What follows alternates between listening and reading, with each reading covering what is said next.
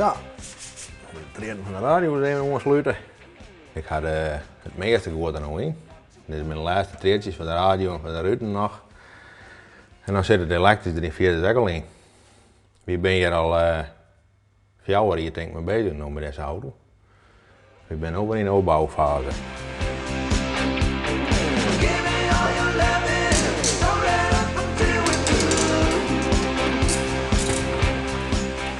Ja, dit dag dat gaan we even verlegen. Maar ja, dat is natuurlijk een heel prettig werk.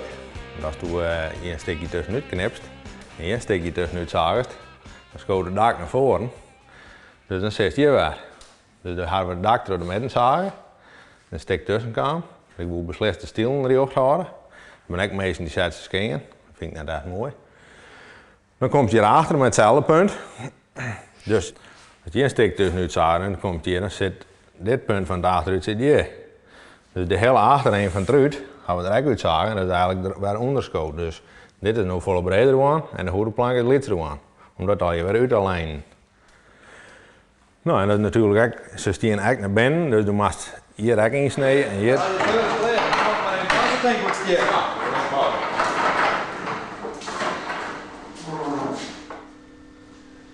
Ja, dan moeten we de radiator in passen, die we ook natuurlijk zelf maken gaan.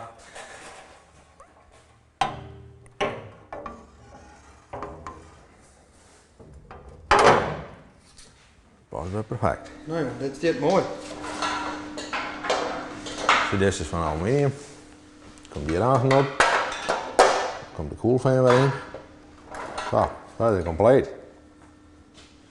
Nou, dat ligt het wel goed. Ja. Voor ik hier in sturen kan, dat doe ik nog wel hier.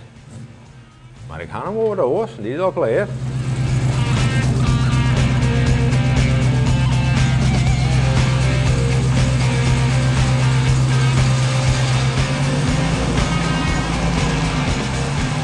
Deze is mijn hardrad.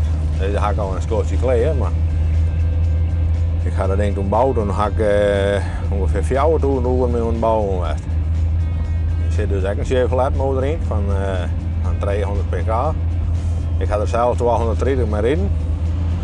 En ja, die heeft natuurlijk allemaal acceleratie. Ik zit in een seconde of 6 is op 100. Die heeft verschrikkelijke hurten.